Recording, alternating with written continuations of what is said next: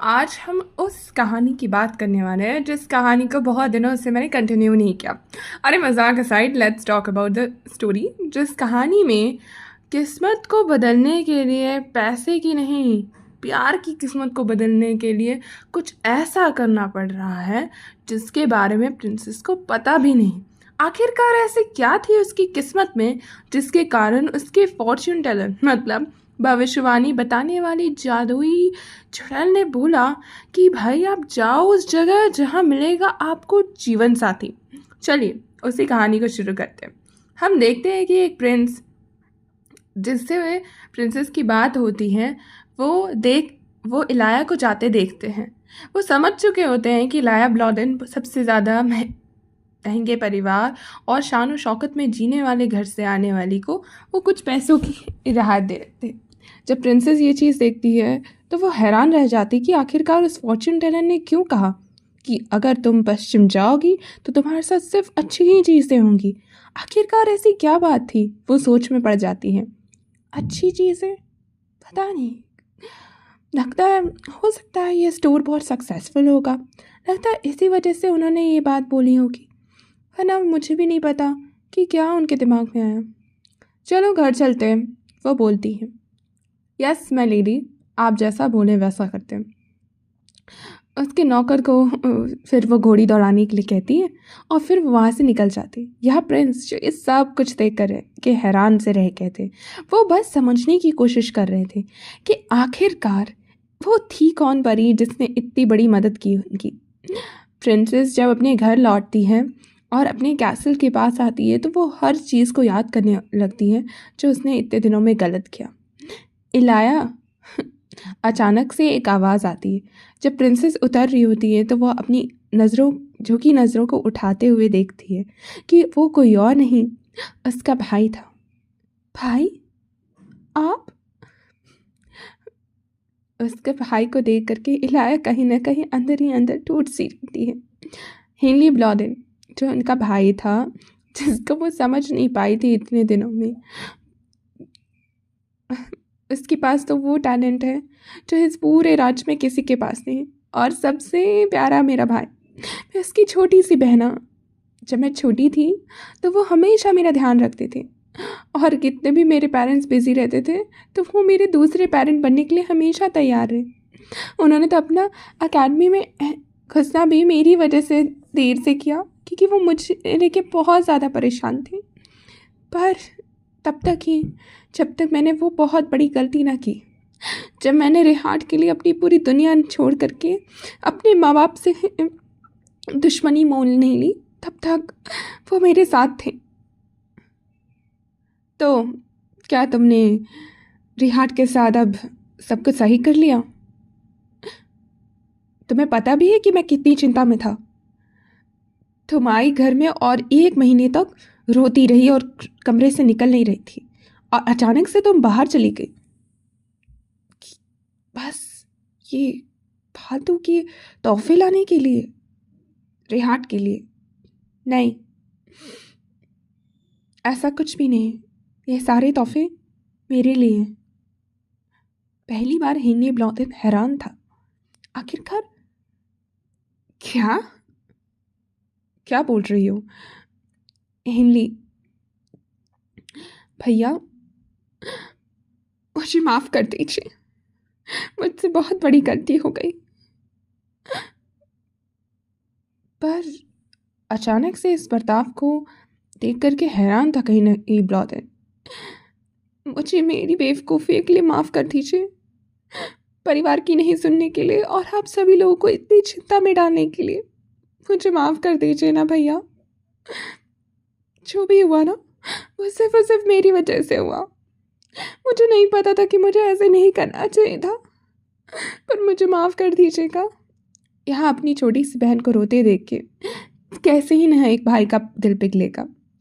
अचानक से जो रिहाट की दीवानी थी वो अचानक से कैसे मान गई। जब इस बारे में सोचती है तो हेनली रिहाट से बहुत ज़्यादा नफरत करता था।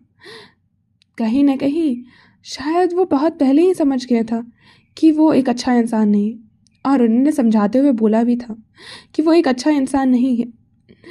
और वो तुम्हें कभी ना कभी चोट पहुंचाएगा। पर मैं उस समय ज़िद्दी थी और मैंने एक ना सुनी। पर मुझे अब पता है कि क्यों। क्या? मेरे भाई ने ऐसा क्यों बोला? क्या तुम्हारी तबीयत ठीक नहीं है? हिंली हैरान था। आखिर हैरान हो भी कैसे ना। जिस भाई के खिलाफ वो जाके प्यार किया था, आज अचानक से इतना बड़ा बदलाव। वो बचपन से ही मेरी इतनी चिंता करते थे, और मैं क्या ही कहूँ, कितनी चिंता और कितना प्यार करते थे मुझे। पर प्यार के कारण अंधी हो चुकी थी मैं। मैंने उनकी एक ना सुनी, जो कि सिर्फ और सिर्फ उनकी बातें सिर्फ प्यार से भरी हुई थी। हेनली ब्लॉदेन और इलाया एक साथ बैठते हैं, और जब वो बैठते हैं तो हेनली पूछता है, तो क्या हुआ 1 महीने पहले? अगर तुम बोलना चाहोगी तो।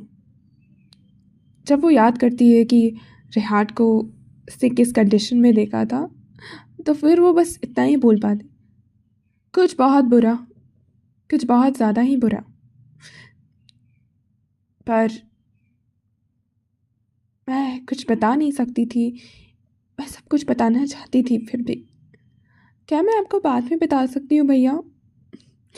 हेनली बस मेरी बातों को चुपचाप सुन रहे थे। मुझे पता है कि ये सिर्फ रिहाट के लिए तुम कर रही हो, और मैं बुरा नहीं मानूंगा। मैं इतने दिन तक इसलिए चुप रहा क्योंकि तुम मुझसे पसंद करती थी। पर ये बात याद रखना कि अगर तुम उसको डिफेंड करोगी इतना सब कुछ होने के बाद भी, तो मैं नहीं कुछ सुनूंगा। नहीं भैया, ऐसा कुछ भी नहीं।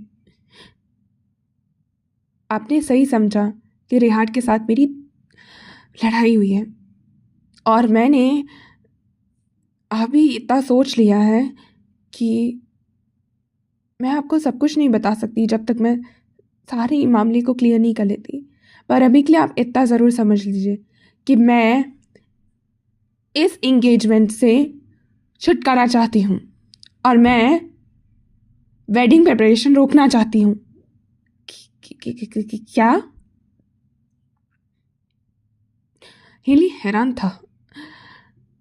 तुम क्या कह रही हो? तुम्हें पता भी है तुम इंगेजमेंट इस पॉइंट पे रोकना चाह रही हो? और मतलब तुम कहना क्या चाह रही हो? अरे, क्योंकि हमारे परिवार ही हैं जो वेडिंग की तैयारी करें।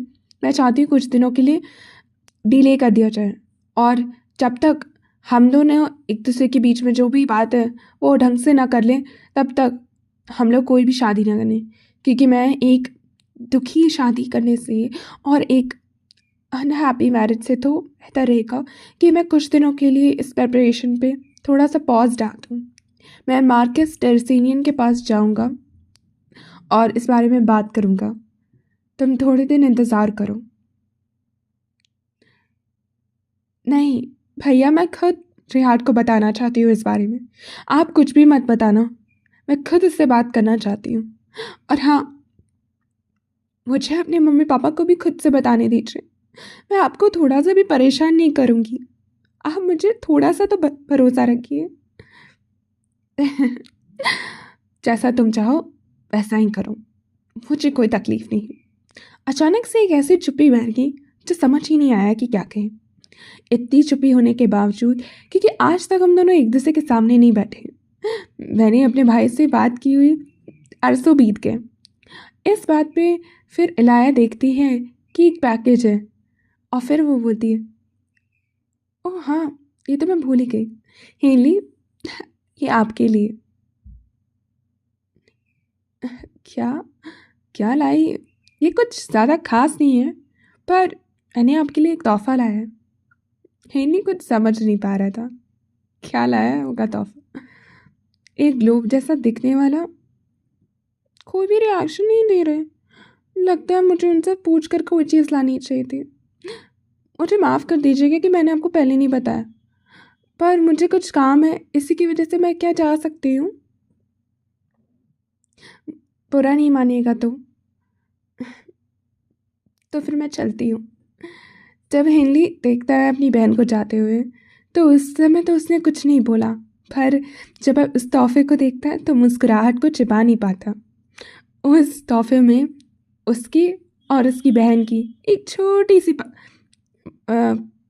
अलार्म एक घड़ी जैसी थी, और इसी के लिए वो बोल रहा था, शुक्रिया इलाया।